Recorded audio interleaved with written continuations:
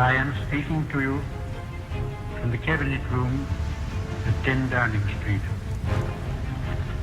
This morning, the British ambassador in Berlin handed the German government a final note, stating that unless we heard from them by 11 o'clock, that they were prepared at once to withdraw their troops from Poland, a state of war would exist between us.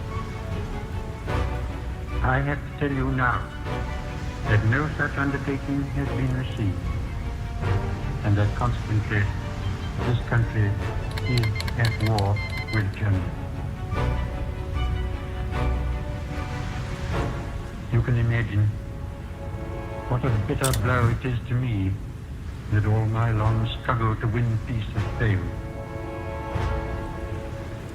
Yet I cannot believe that there is anything more or anything different that I could have done and that would have been more successful. Up to the very last, it would have been quite possible to have arranged a peaceful and honorable settlement between Germany and Poland.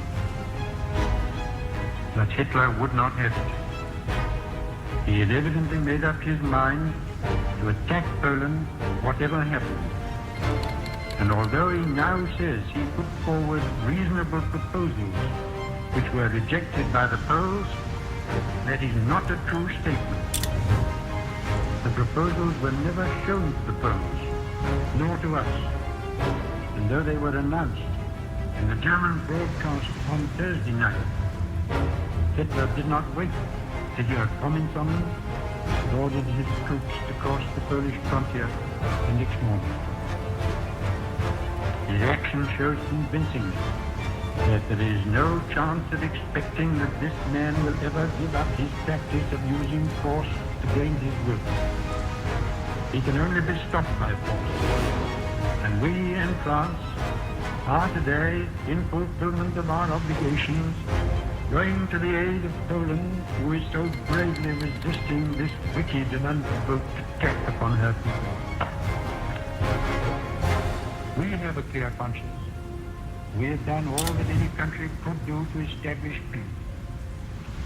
The situation in which no word given by Germany's ruler could be trusted, and no people or country could feel itself safe, had become intolerable. And now that we have resolved to finish it, I know that you will all play your part with calmness and courage.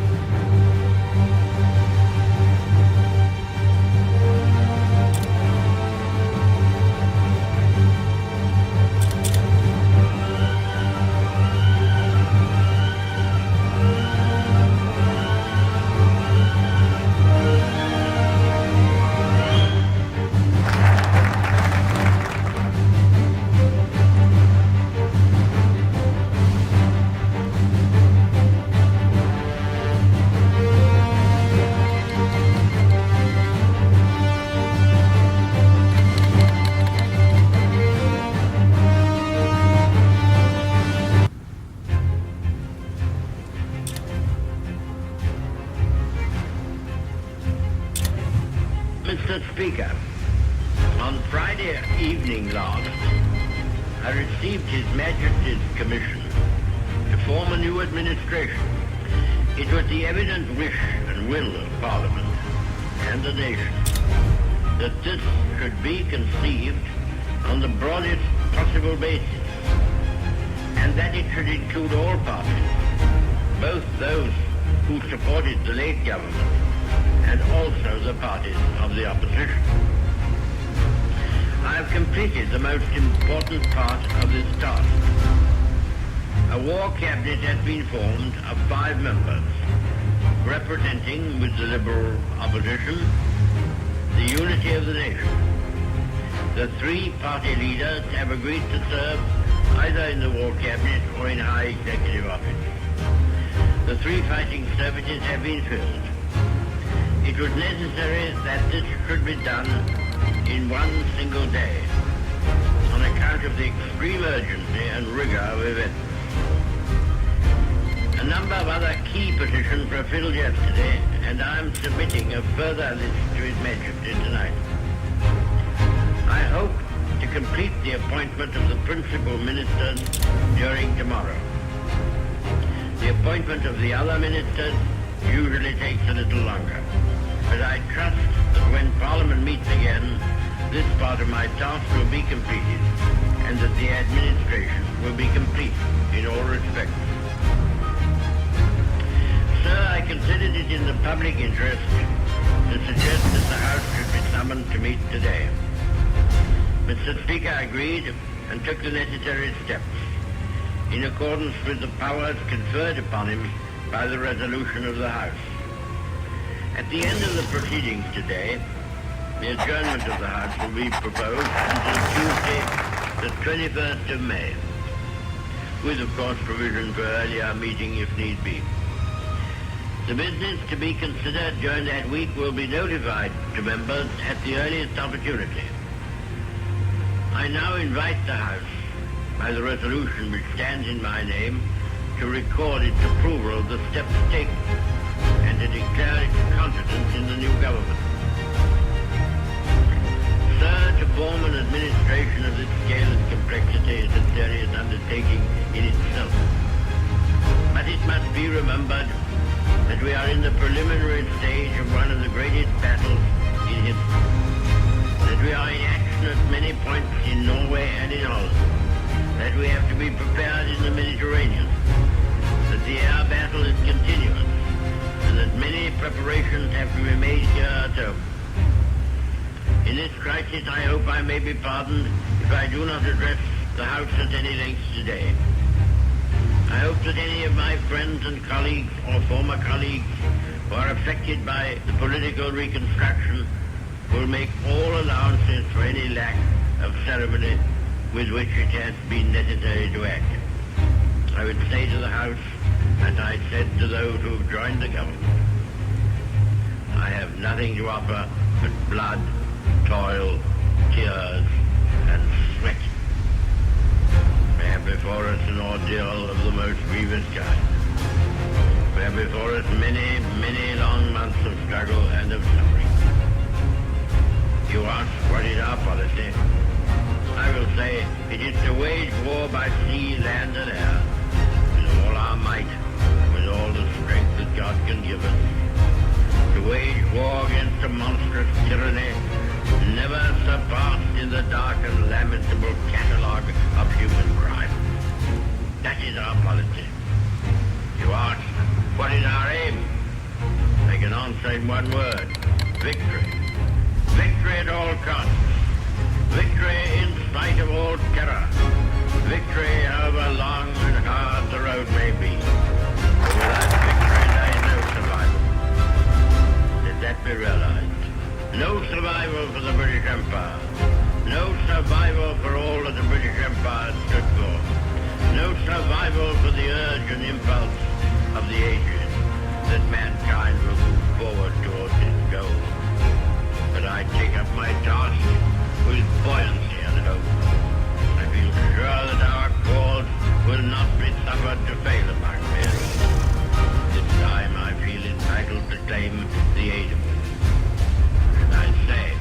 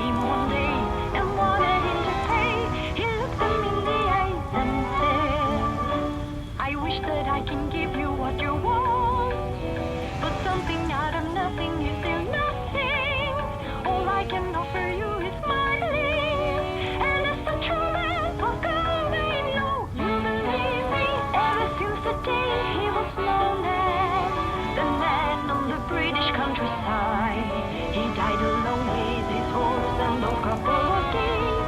At least he left his family.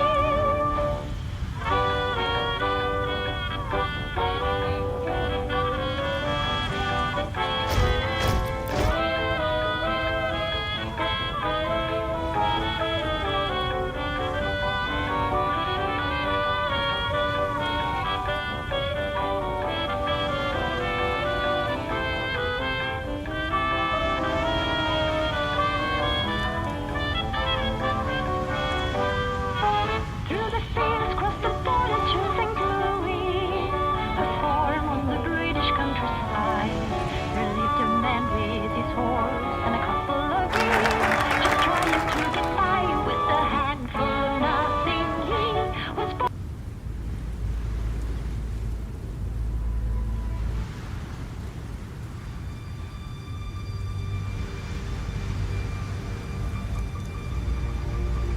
Mr. Speaker, the disastrous military events which have happened during the past fortnight have not come to me with any sense of surprise. Indeed, I indicated a fortnight ago, as clearly as I could to the House, that the worst possibilities were open. And I made it perfectly clear that whatever happened in France would make no difference to the resolve of Britain and the British Empire to fight on, if necessary for years, if necessary alone. I have thought it right upon this occasion to give the House and the country some indication of the solid, practical grounds upon which we base our inflexible resolve to continue the war. There are a good many people who say, never mind, win or lose, sink or swim, better die than submit to tyranny, and such a tyranny. And I do not dissociate myself from them. But I can assure them that our professional advisors of the three services unitedly advise that we should carry on the war, and that there are good and reasonable hopes of final victory. We have fully informed and consulted all the self-governing dominions. These great communities, far beyond the oceans, who have been built up on our laws and on our civilization, and who are absolutely free to choose their course, but are absolutely devoted to the ancient motherland, and who feel themselves inspired by the same emotions which lead me to stake our all upon duty and honor. We do not yet know what will happen in France, or whether the French resistance will be prolonged, both in France and in the French Empire overseas. The French government will be throwing away great opportunities and casting adrift their future if they do not continue the war in accordance with their treaty obligations, from which we have not felt able to release. The House will have read the historic declaration in which it is the desire of many Frenchmen and of our own hearts we have proclaimed our willingness at the darkest hour in French history to conclude a union of common citizenship in this struggle. However matters may go in France, or with the French government, or other French governments, we in this island and in the British Empire will never lose our sense of comradeship with the French people. If we are now called upon to endure what they have been suffering, we shall emulate their courage. And if final victory rewards our toils, they shall share the gain. Aye, and freedom shall be restored to all. We abate nothing of our just demands. Not one jot or tittle do we recede. Czechs, Poles, Norwegians, Dutch, Belgians have joined their causes to our own. All these shall be restored. What General Weygand calls the Battle of France is over. I expect that the Battle of Britain is about to begin. Upon this battle depends the survival of Christian civilization.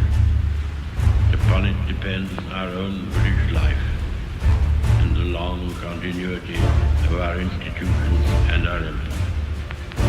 The whole fury and might of the enemy must very soon be turned on us. Hitler knows that he will have to break us in this island or lose the war. If we can stand up to him, all Europe may be free, and the life of the world may move forward into broad, sunlit uplands. But if we fail, then the whole world, including the United States, including all that we have known and cared, will sink into the abyss of a new dark age, made more sinister and perhaps more protracted by the lights of perverted science. Let us, therefore, brace ourselves to our duty, and so bear ourselves that if the British Empire and its Commonwealth last for 1,000 years, men will still say, this was their finest hour.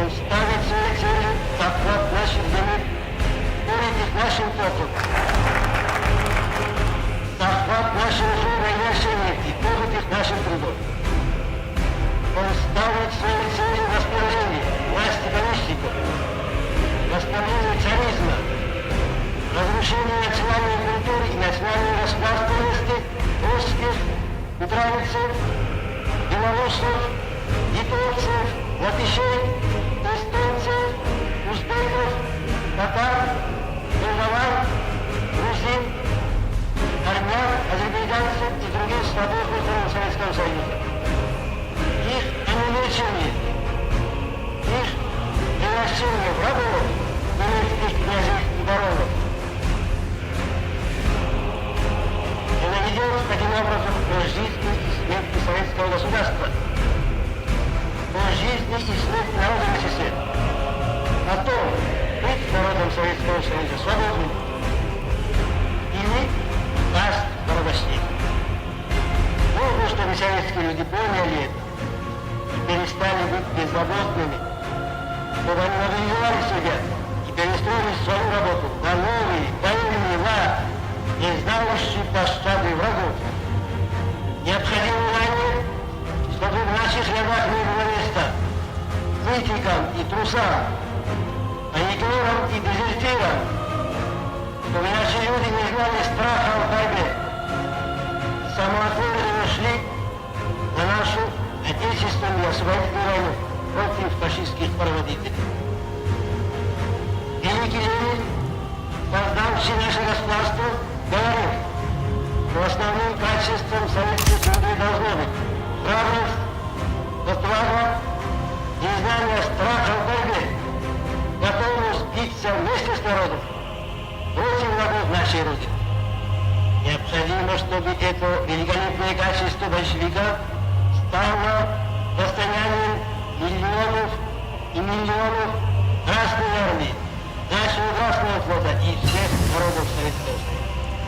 Мы должны немедленно перестроить всю нашу работу на военный лад, все подчинить интересам фронта и задачам организации разгрома врага. Народы Советского Союза видят теперь, что германский фашист неукротим в своей бешеной злобе и ненависти к нашей Родине, обеспечившей всем трудящимся свободный труд и благосостояние. Народы Советского Союза должны подняться за защиту своих прав, своей земли, против врага. Красная Армия, Красный флот и все граждане Советского Союза должны отстаивать каждую пять советской земли. Драться до последней капли крови за наши города и села, проявлять смелость, инициативу и смелку, свойственные нашему народу. Мы должны организовать всестороннюю помощь Красной Армии, обеспечить усиленное пополнение ее рядов, обеспечить ее снабжение всем необходимым, организовать быстрое продвижение транспорта с войсками и военным грузом, широкую помощь раненым. Мы должны укрепить тыл Красной Армии, подчинить интересам этого дела всю свою работу, обеспечить усиленную работу всех предприятий, производить больше винтовок, пулеметов, орудий, патронов, снарядов, самолетов, организовать охрану заводов, электростанций, телефонные и телеграфные связи, наладить местную противовоздушную оборону. Мы должны организовать беспощадную борьбу со всякими дезорганизаторами тыла, дезертирами, паникерами, распространителями слухов, уничтожать шпионов, диверсантов, вражеских парашютистов, оказывая во всем этом быстрое содействие нашим истребительным батальонам. Нужно иметь в виду, что враг коварен, хитер, полный в обмане и распространении ложных слухов. Нужно учитывать все это и не поддаваться на провокацию. Нужно немедленно призывать суду военного трибунала тех, кто своим паникерством и трусостью мешает народу, не взирая на лица. Мы вынуждены отходить частей Красной Армии, нужно уравнять весь подвижный железнодорожный состав, не оставлять врагу ни одного паровоза, ни одного вагона, не оставлять противнику ни килограмма хлеба, ни литра горючего. Колхозники должны удалять весь скот, и давать центральный государственный орган. Я вырос и в тыловой район. Все ценное имущество, в том числе цветные металлы, деньги горючие, которые не могут быть вывезены, должно, безусловно, уничтожать. На некоторых районах трудно создавать такие.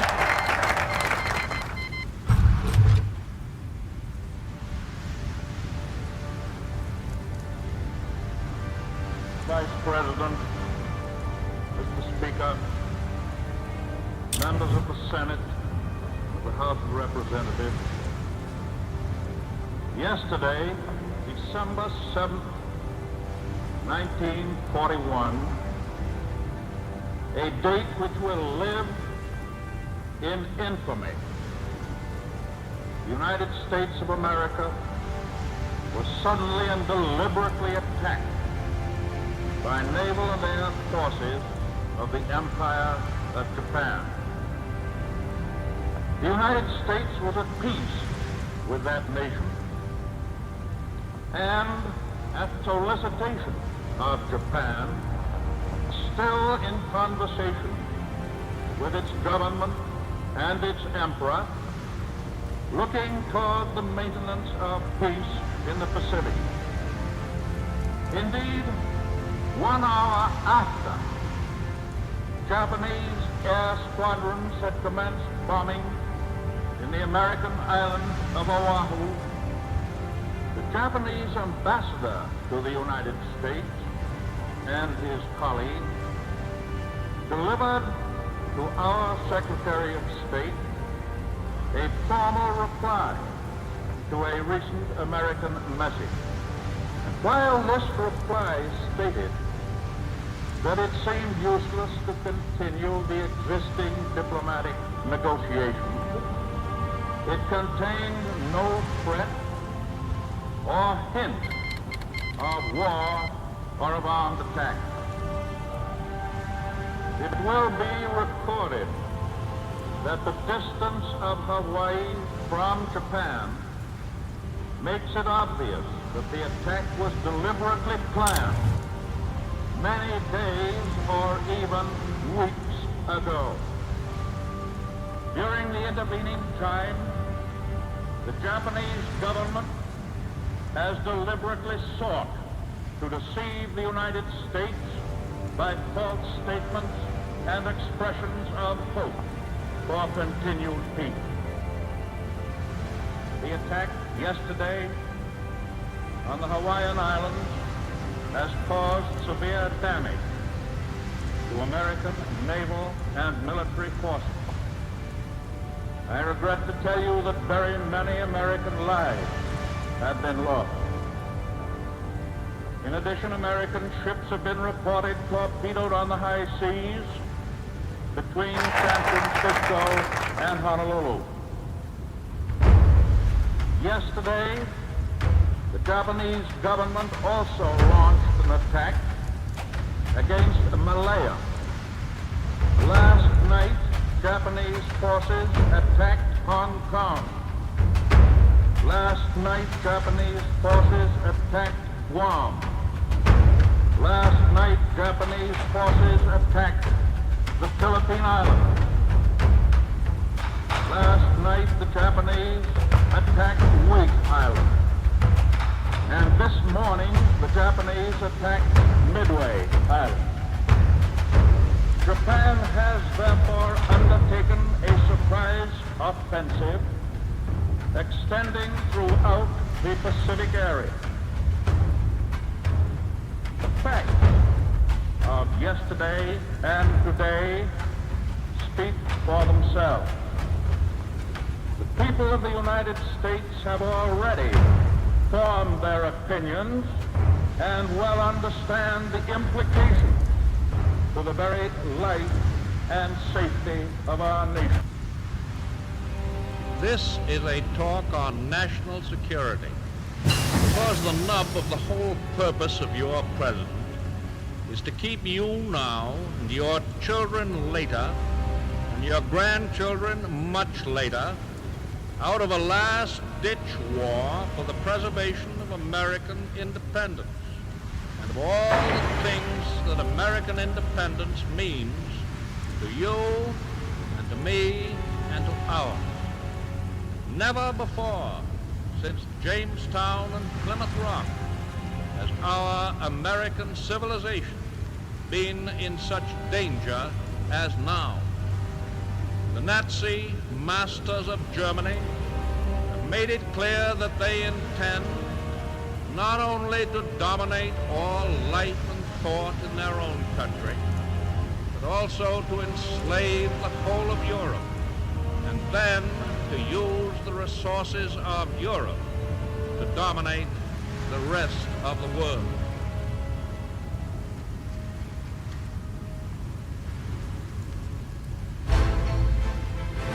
In view of the nature of this undeniable threat, it can be asserted properly and categorically that the United States has no right or reason to encourage talk of peace until the day shall come when there is a clear intention on the part of the aggressor nations to abandon all thought of dominating or conquering the world. The forces of the states that are leagued against all people who live in freedom are being held away from our shores. The Germans and Italians are being blocked on the other side of the Atlantic by the British, and by the Greeks, and by thousands of soldiers and sailors who are able to escape from subjugated countries. The Japanese are being engaged in China, in Asia, by the Chinese nation in another great defense. In the Pacific Ocean is our fleet, a gun loaded with explosive bullets, economic as well as military.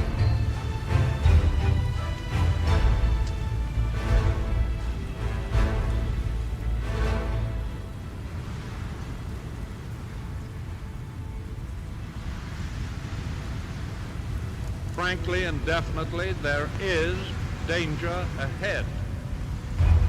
Danger against which we must prepare. But we well know that we cannot escape danger or the fear of it by crawling into bed and pulling the covers over our heads. Germany has said that she was occupying Belgium to save the Belgians from the British. Would she hesitate then to say to any South American country, we are occupying you to protect you from aggression by the United States? Belgium is being used as an invasion base against Britain, now fighting for its life. And any South American country in Nazi hands would always constitute a jumping-off place for German attack on any one of the other republics of this hemisphere. We think of Hawaii as an outpost of defense in the Pacific, yet the Azores are closer to our shores in the Atlantic than Hawaii is on the other side.